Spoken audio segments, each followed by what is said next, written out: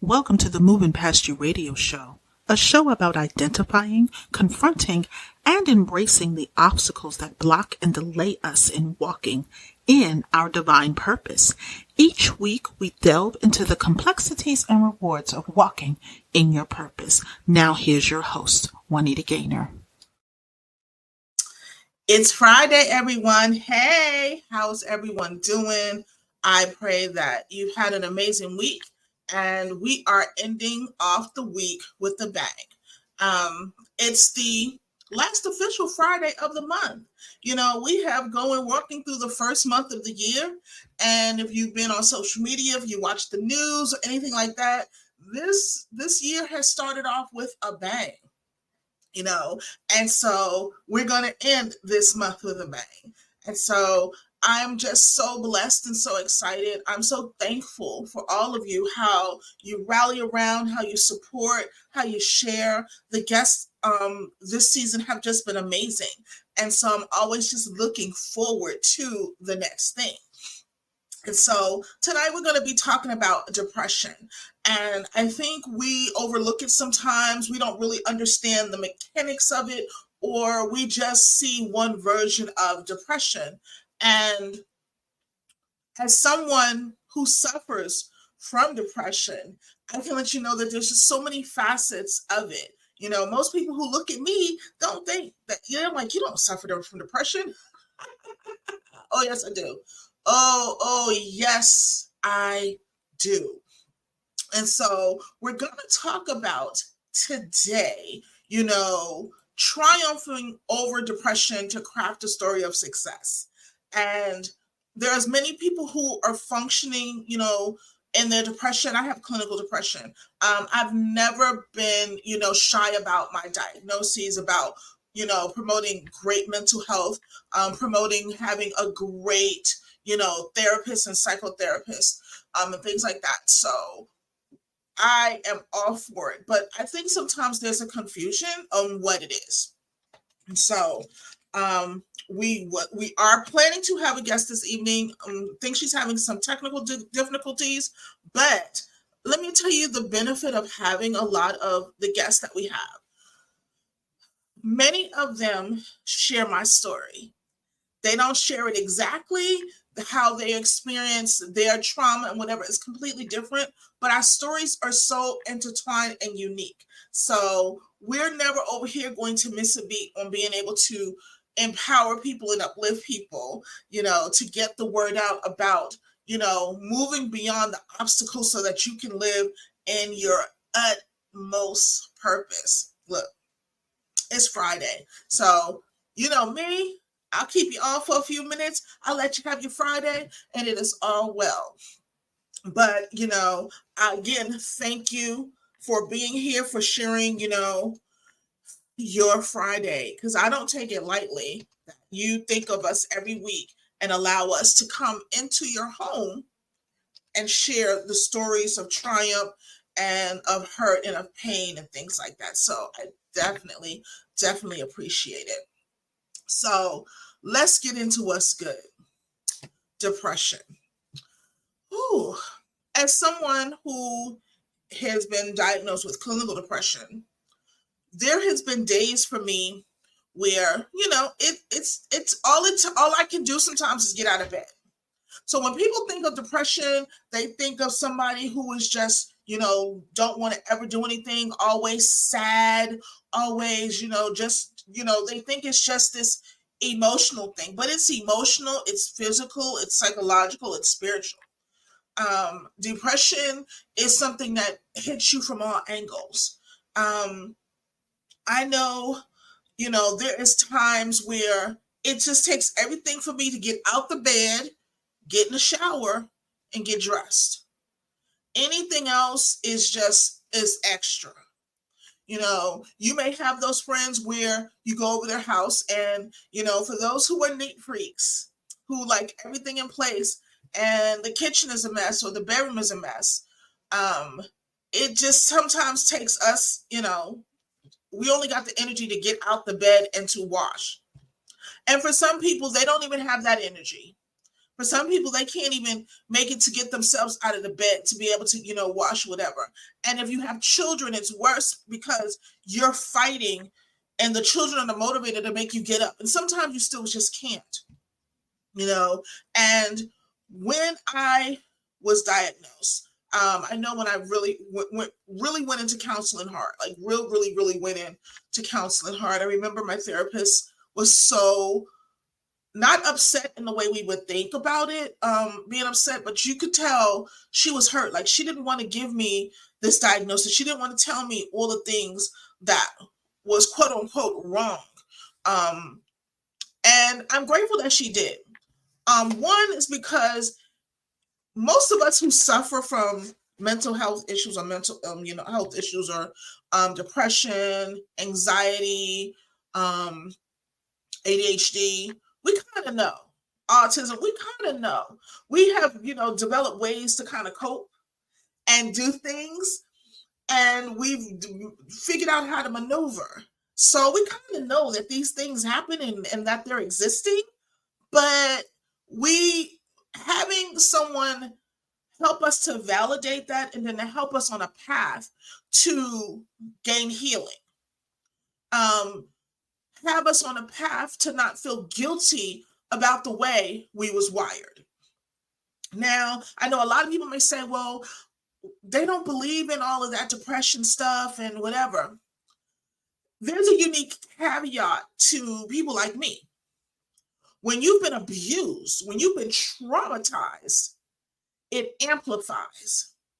Sometimes, a lot of the times, let me not say sometimes, a lot of the times, and I'm also going to put a caveat in there, I am definitely speaking from my experience, my lived experience, what I've gone through and what I continue to go through, and for those of the people that I know and who, have shared their stories. A lot of the times, that trauma, that depression acts like a barrier. It acts like a protector of us. So it withdraws us from sometimes the emotions of the trauma. That's great in the interim when things are happening, but boy, oh boy, when you get big, like, when you're big and you have to really deal with the world, it's hard because you're now, the things that have protected you are now hindering you from living in, really living in the real world as a real adult.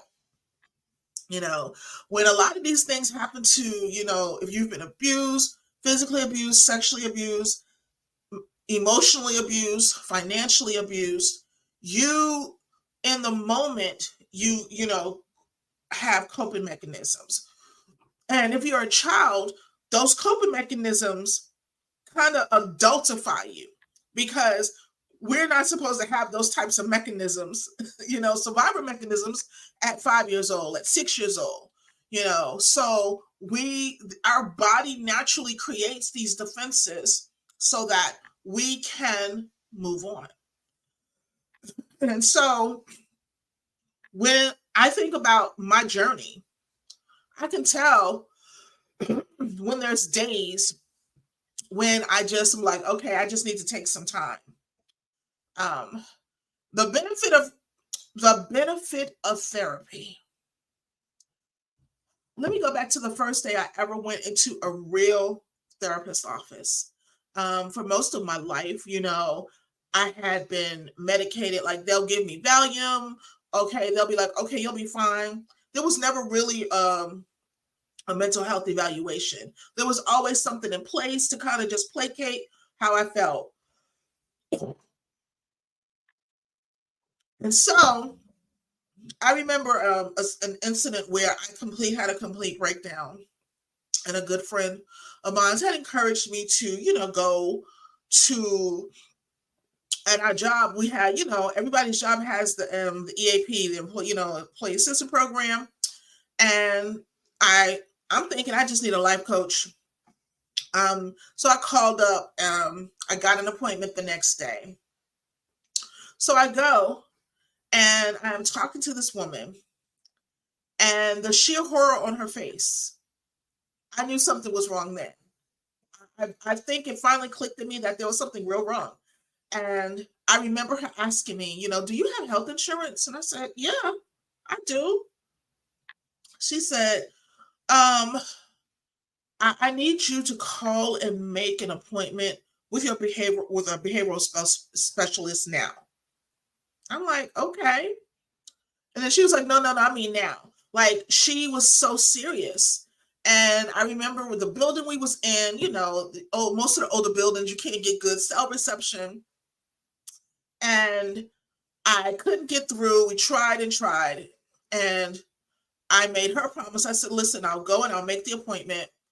And she just didn't want me to leave. She was like, are you sure? Are you sure? And I said, no, I promise I'll go make the appointment. So I remember getting home and I said, let me make this appointment because I promised this woman and I'm going to make this appointment and I don't see what the big deal is, but I'm going to make this appointment. So I made the appointment and literally, I think the next day I was in with an intake. And I go in, a little naive about, I've never been officially into, therapy session. And I go in and where the doctor, which I will not disclose, you can DM me or whatever, I can always, give that referral to who she was. She was just so amazing. She was talking to me. We were doing the intake, and I can see as we go kind of navigate more and through it, that she was getting more and more concerned. Now, mind you, she's a psychotherapist. Now, there's a difference between your psychotherapist and your psychologist. Your psychotherapist is the one you can talk to. The psychologist is the one that can write the script. So for me, I was really just coming in for a script. Give me no wrong or whatever. I was really just coming in for a script and no problem, none. And so we go through the intake and she asks these questions again.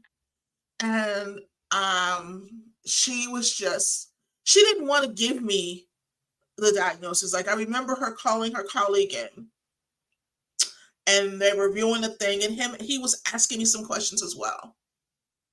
And so she was telling me, she was like, with the depression, the anxiety, post-traumatic stress. So my official diagnosis, I had generalized anxiety, clinical depression, post-traumatic stress disorder. Of course, I've always had ADHD. And so she was like, I've never had someone in my practice that's had everything at the same time. Okay, cool. So she calls her, colleague in who is going to be my psychologist. And I remember us going through the things or whatever. And he's like, well, who's your therapist been since whatever?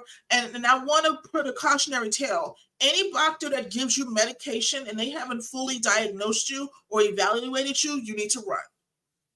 I didn't know that when I was younger, but I know that now. And I remember this psychologist telling me, he was like, I'm going to tell you right now. He says, it's not that you don't need medication. You do. But because you've never been in a therapy setting, he says, I'm not going to give it to you yet. He says, I'm going to have you sit and talk. I'm going to call her. What name should I give her? I'm going to give her Tamara. That's not her name. That's not the therapist's name. But I'm not trying to put people's out there, I'm going to have you speak with Tamara. You're going to talk things out. And if we can't get you, because not only was I on the ledge, I was dangling by a hair. Like I was completely in full tilt. And he was like, if we can't get you off the ledge that way, we'll then look into medication. And I said, okay, fine. But then he said something to me that changed my trajectory. He says, you're so far down the rabbit hole, you don't even know how far you are. And that it's okay that I wasn't okay. And I think that was the first time ever that my feelings have been validated. That I wasn't feeling crazy, that I didn't feel like I was just, trying to get justification on something. Someone actually acknowledged the pain, the hurt, and the trauma that I went through that I wasn't okay and it was okay. He said that it is their job to work with me to help me become okay. And so, what usually would have been just a normal session, because she didn't have another appointment after that, it kind of extended.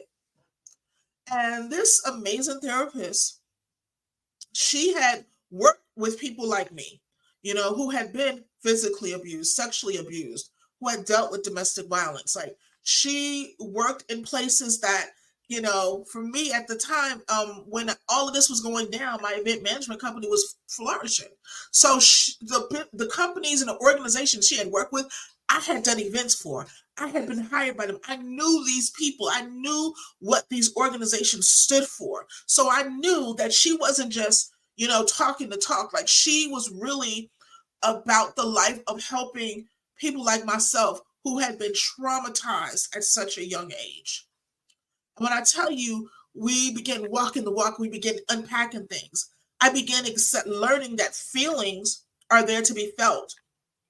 I remember dealing with and experiencing so many different emotions at one time, and calling her and be like, why am I feeling this way? Or why? Because as someone who suffers from depression, or someone who's been traumatized to believe that your feelings don't matter, you don't know what those feelings are. So even in the depressive state, you don't know what those feelings should be. You think they're weird, so you shut down. And she would say to me, well, if you didn't feel that way, I would be concerned. What? So I'm supposed to be like this sometimes, like I'm crazy. What are you talking about? She said, you have to go through these emotions so that you can understand what they are, understand how they feel. And she's like, and it is my job to walk you through how to manage those feelings and how to interpret those feelings. She was like, not all emotion is fight or flight. And you're talking to a person who would never cry, who didn't care. And it's not that I didn't care. Let me stop saying that about myself and saying that for others. It's not that we don't care. We don't know how to care. We don't know what to do with all of those emotions that are inside because we've never been allowed to express them. Anytime we express them, we're over exaggerating, or we're thinking too much, or we're being dramatic, or we're just seeking attention. And that's not the case. So as we've navigated through certain things, this is some time now. And I remember one day I was just feeling really down and I just didn't want to do anything.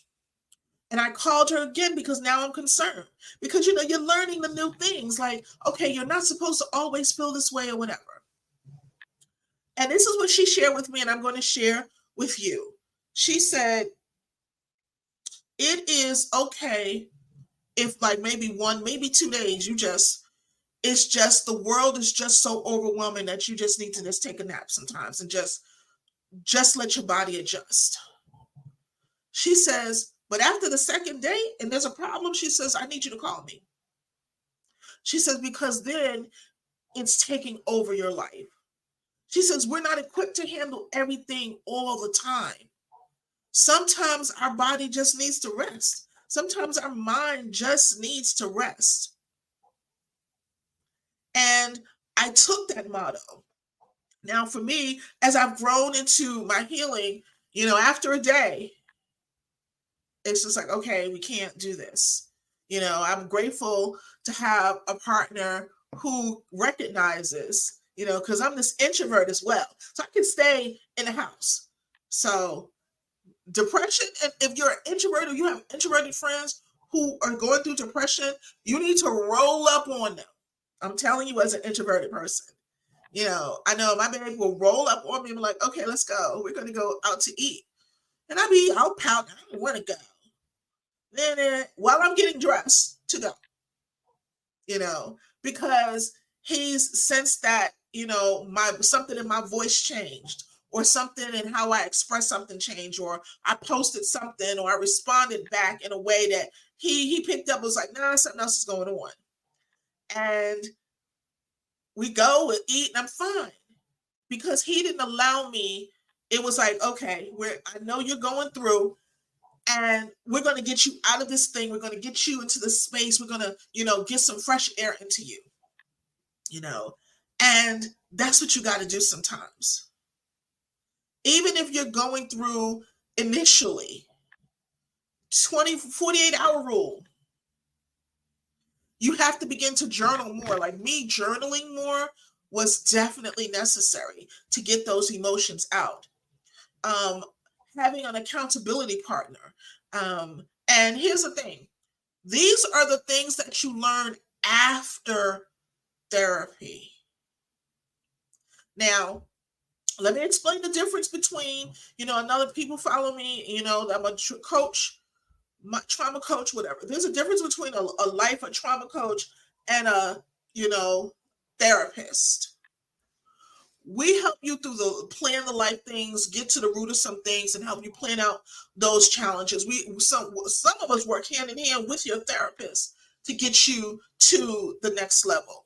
But your therapist, your psychotherapist, and your psychiatrist are the people who are clinically there to navigate you through traumas and work through those emotions to get you on an even keeled place.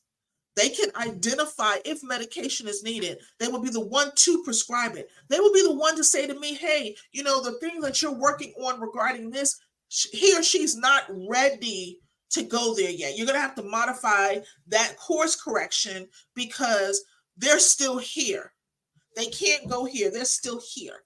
And so that's what that is. We work together in conjunction to get you to where your life goals are.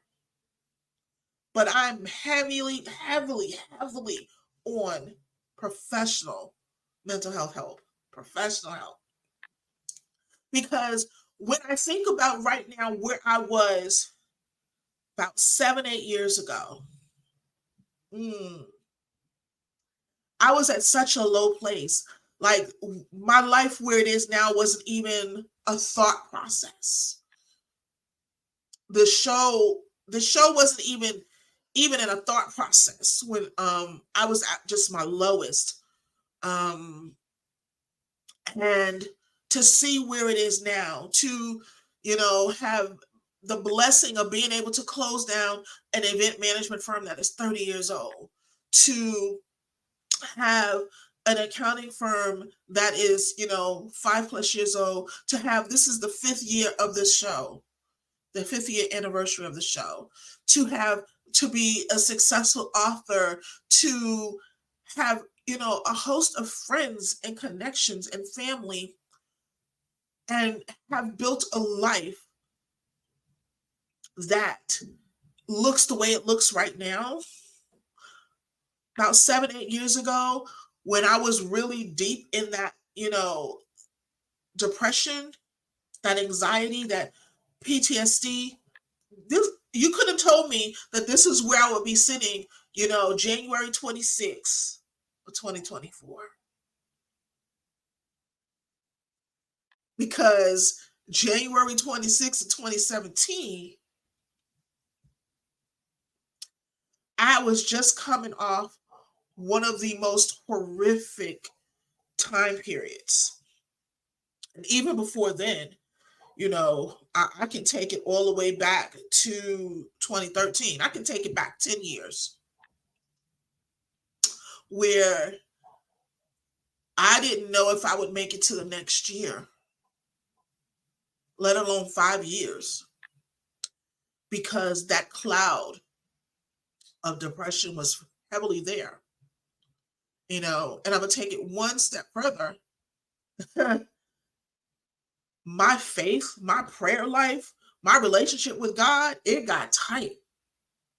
It got real tight, real quick, because it was just me. There was a situation where he had isolated me. He had made it where, the people who used to depend on me, whatever, they didn't have that anymore. And so I had to depend on him. And he took me through, he covered me. He let me know that the person that was working with me was the person he needed me to be with. And I never doubted and I never wavered. Did me and God have some conversations? Oh, yes, we did. We had some conversations because I'd be like, player, what's going on? What are you doing? I need some understanding. But to sit here today and think back, it was funny because, I was just talking with the babe. I call him the babe. We was just talking a couple of days ago about 2 years ago. Think about it, just where we were 2 years ago compared to where we're at right now. None of this process, this, success wasn't even a thought process 2 years ago.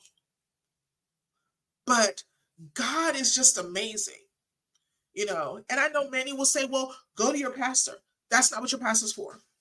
My pastor is for my spiritual health, for guiding me in all things spiritual, but he always also prays over me, instructs me to what God needs me to do as I'm working with my therapist. Like I don't go to my pastor and be like, hey, I'm about to have open heart surgery. What do you think? We don't do that with anything else but mental health. And we have to stop that. We have to stop doing that because we are putting our spiritual leaders at risk because that's not what they were assigned to do. That's not what they signed up to do, but they do it for the love of you. Because they love you, because they are invested in you being successful, they allow you to dump that on them. And that's where the enemy comes in. But that's a whole nother topic. We'll talk about that another time. But I'm grateful on this day of the journey. And so success may look different for everyone.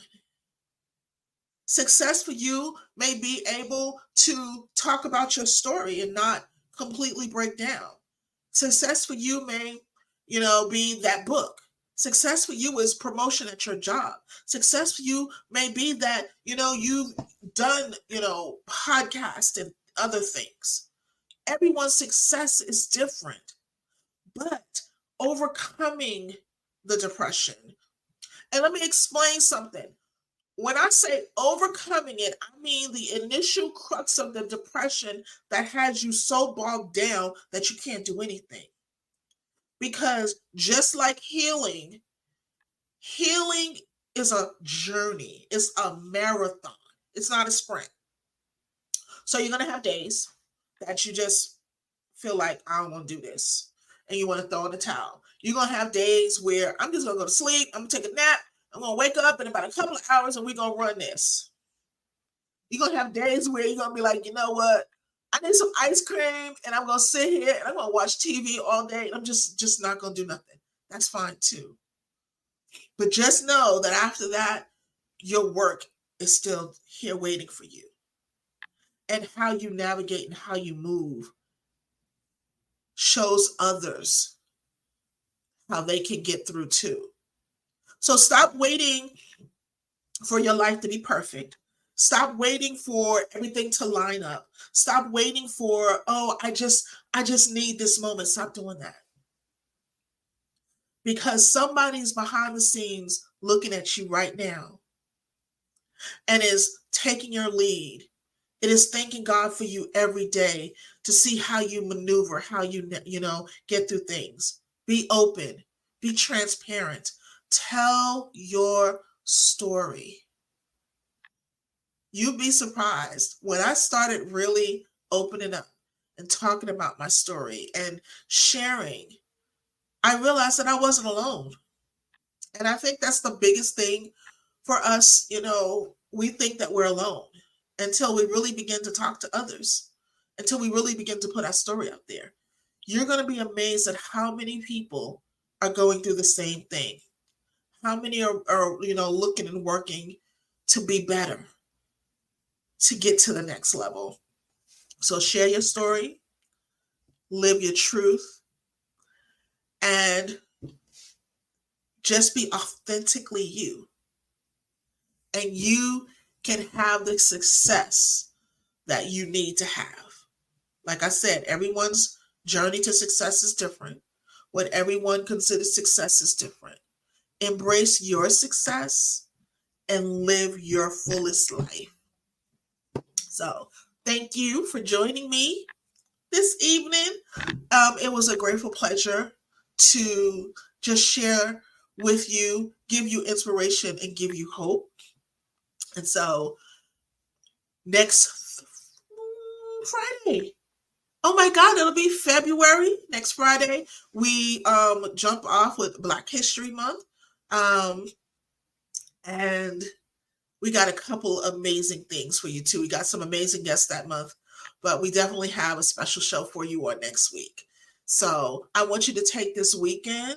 I want you to look at those around you, look at your circle, and give them love just like they give you love. And if you don't have that, it's time to find it. Okay? Don't beat yourself up if you don't. You'll eventually get it. It's a process. It's a marathon. Stop trying to run the 100 when you're doing the 880. Okay? Love you guys so much. Be blessed. Have a wonderful, wonderful evening. And I will see you next Friday, same time, same location. Love you guys very much. Be blessed. Thanks for joining us this week on the Moving Past You radio show. Make sure to visit our website at www.movingpastyou.com, where you can subscribe to the show on iTunes. If you found value in the show, rate us on iTunes or simply tell a friend about the show. And be sure to tune in next Friday for our next episode. And remember to always be kind in your word, your thought, and in your deed. Be blessed.